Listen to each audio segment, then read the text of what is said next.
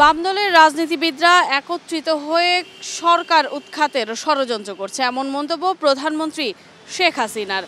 তাকে ক্ষমতা থেকে সরিয়ে কাকে বসাতে চান তারা, কেই বা আছে, এমন প্রশ্ন বামপন্থী রাজনীতিবিদদের উদ্দেশ্যে প্রধানমন্ত্রী শেখ হাসিনার। এ বিষয় নিয়েই আমাদের কথার আজকের আয়োজন। দর্শক সবাইকে স্বাগত জানাচ্ছি এটিএন নিউজের নিয়মিত আয়োজন আমাদের কথার আজকের পর্বে। আপনাদের সাথে আছি আমি সাদিয়া ন্যান্সি। সরকারের করা এমন প্রশ্নকে কিভাবে দেখছেন সাধারণ মানুষ, কিংবা এ বিষয়ে কি ভাবছেন তারা, শুনবো তাদের মতামত। তবে মূল আয়োজনে যাওয়ার আগে চলুন দেখে আসি এ বিষয়ে এটিএন নিউজের প্রচারিত একটি প্রতিবেদন।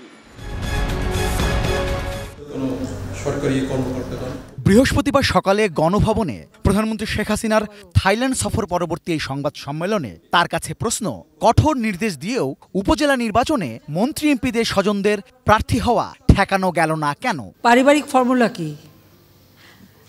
নিজে, ছেলে মেয়ে, স্ত্রী, এই তো। আপনার এটা হিসাব করেন তো কয়জন ছেলে মেয়ে আর কয়টা স্ত্রী দাঁড়িয়েছে? এর বাইরে তো আর পরিবার ধরা হয় না।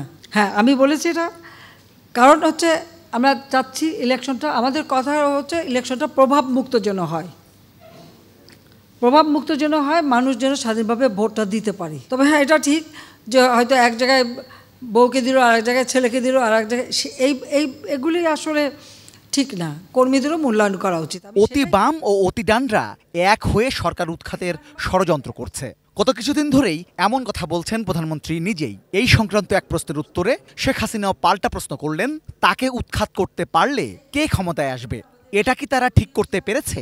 অতি বাম আমরা সবসময় মনে করি তারা খুব প্রোগ্রেসিভ দল, তারা খুবই গণমুখী দল ইত্যাদি ইত্যাদি। তো সেখানে আমার প্রশ্নটা হচ্ছে যে ঠিক আছে, তারা আমাকে উৎখাত করবে, পরবর্তীতে কে আসবে তাহলে? সেটাকে ঠিক করতে পেরেছে? সেটাই তো আমার প্রশ্ন। কারা আসবে, কে আসবে ক্ষমতায়, কে দেশের জন্য কাজ করবে, কাকে তারা আনতে চায়? সেটা কিন্তু স্পষ্ট না। আর সেটা স্পষ্ট না বলেই তারা কিন্তু কেউই জনগণের কোনো সাড়া পাচ্ছে না। নির্বাচনে দাঁড় করানোর মতো কোনো নেতা নাই দেখেই বিএনপি নির্বাচন বর্জনের নাটক করছে বলেও মন্তব্য করেন তিনি। যে কোনো একটা নির্বাচন, আপনি যদি পার্লামেন্ট ইলেকশন করতে হলে আপনাকে তো পাবলিকের কাছে দেখাতে হবে যে আপনার পরবর্তী নেতৃত্বে কে আসবে, বা প্রধানমন্ত্রী কে হবে, বা নেতা কে হবে। একটা নেতা তো দেখাতে হবে। আপনার কাছে যদি এখন উপযুক্ত নেতা না থাকে তখন তো আপনাকে একটা ছুতা খুঁজতে হয়। হ্যাঁ, ইলেকশন করলাম না, বিরাট ব্যাপার দেখালাম। 14 দলীয় জোট কি আদৌ এখন টিকে আছে? 14 দলের অনেক নেতার এমন হতাশা প্রসঙ্গে জানতে চাইলে আওয়ামী লীগ সভাপতি জানান, জোট আছে। নির্বাচনে 14 দলের অনেক দল কিন্তু তারা প্রার্থী দিয়েছিল, ইলেকশন করেছে। আর নির্বাচনে জেতা না জেতা সেটা আলাদা কথা, কিন্তু আমাদের এই জোট, আমাদের জোট থাকবে, জোট আছে, এটুকু খালি বলতে পারি। জোট শেষ হয়ে গেছে কে বললো? রেজওয়ান ফয়েজ, এটিএন নিউজ, ঢাকা। এতক্ষণ দেখছিলেন আমাদের কথার আজকের বিষয় নিয়ে এটিএন নিউজে প্রচারিত প্রতিবেদনটি। চলুন এবার চলে যাই মূল আয়োজনে, দেখে আসি এ নিয়ে কি ভাবছেন সাধারণ মানুষ। প্রধানমন্ত্রী এদেশের উন্নয়নের জন্য সে অনেক কিছু করেছে। পদ্মা সেতু, তা মেট্রো রেল, তারপর উড়াল সেতু, উল্লেখযোগ্য অনেক কাজ করেছে। তার কাছে দেশটা নিরাপদ, অন্য কারোর কাছে, বামপন্থী কেন, অন্য কারোর কাছে নিরাপদ নয়। মানুষের প্রতি তার ভালোবাসা বঙ্গবন্ধুর যেমন ছিল তার চেয়ে বিন্দুমাত্র তার কম নয়। তো বাংলাদেশে নামকরা দুটি দল, একটা আওয়ামী লীগ, একটা বিএনপি। আর অন্য যে দল আছে তারা ওরকম রাজনীতি করে ঠিক আছে, কিন্তু ওরকম জিত দেওয়ার মতো না। তো আমি বলবো বর্তমান সরকার যিনি আছে উনি মোটামুটি যেভাবে দেশ চলছে খারাপ না। তো দেশ চালানোর জন্য এই যে দুটি দলের কথা বলছি, আওয়ামী লীগ এবং বিএনপি, আসলে এদের ছাড়া বিকল্প আছে, কিন্তু এরা হয়তো আমার দৃষ্টিতে তাদের দ্বারা সম্ভব হবে না আশা। দেখতেছি যে সবই তো চলতেছে। আমি আমি আমি মনে করি বাম দলের এটা সম্ভব না। সম্ভব কেমবে? কারণ তারা বাম দলে তো এদেরই দলের অঙ্গ সংগঠন।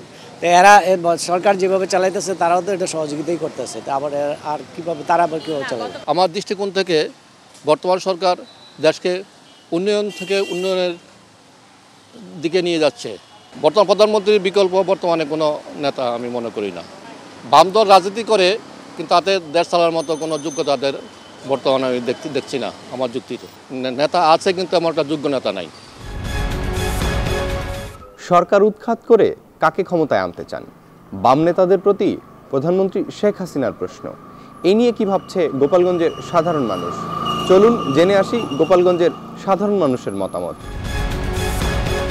বর্তমানে বামপন্থীওয়ালারা এখন ক্ষমতায় যাওয়ার চেষ্টা করতেছে। ডানপন্থী আর বামপন্থীতে এক কোনোদিন হয় না, দেখিও নেই। আগের কালে বামপন্থী নেতারা কী সৎ কী ছিল বলে চিন্তা করা যায় না, তাদের একটা কিছু দিতে গেলে তারা কোনোদিন নেয় নাই। আর এখন বামপন্থী সেই বামপন্থী নেই, এখন বামপন্থী লোভ লালসার ভিতরে ঢুকে গেছে। আমি এটাকে দেখে ওনার সাথে একত্র প্রকাশ করি, কাকে আনবে? আমি ওই বাম রাজনীতিবিদরে বলি চোরের সাথে মিশে রাজনীতিতে আসবে, তাহলে ওদের মেট্রো রেলে উঠা উচিত। আমার 5 ঘন্টা লাগছিল পল্লবী যাইতে, আমি সেই জায়গায় গেছি 20 মিনিটে এবং এসিতে ঠান্ডা বাতাসে গেছি। আমার জনগণের কাছে একটাই অনুরোধ, যে এই যে কুচক্রী পাকিস্তানি মহল এই বাংলাদেশে পিছায় আনার জন্য আবারও সেই ষড়যন্ত্র করতেছে। দেশের উন্নয়ন করছে হলো আওয়ামী লীগ। বিএনপির সময় কোনো দলই এত উন্নয়ন করতে পারে নাই এই আওয়ামী লীগ সরকার যা করছে। তো কাকে আনবো আমরা ক্ষমতায়? বর্তমানে যারা আছে তা আমার মতে তারাই ঠিক আছে। যে শেখ হাসিনার মধ্যে আর কেউ দেশ চালানোর ক্ষমতা নাই।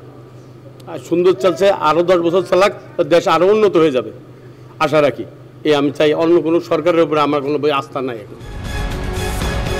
ফেনী থেকে স্বাগত জানাচ্ছি, আমি দিদারুল আলম। সরকার উৎখাত করে কাদের ক্ষমতায় আনতে চান? বাম নেতাদের প্রতি প্রধানমন্ত্রী শেখ হাসিনার প্রশ্ন। এই নিয়ে শুনবো ফেনী সাধারণ মানুষের কথা। মাননীয় প্রধানমন্ত্রী বলেছেন অতি ডান এবং অতি বামরা তাকে ক্ষমতা থেকে উচ্ছেদ করতে চাইছে।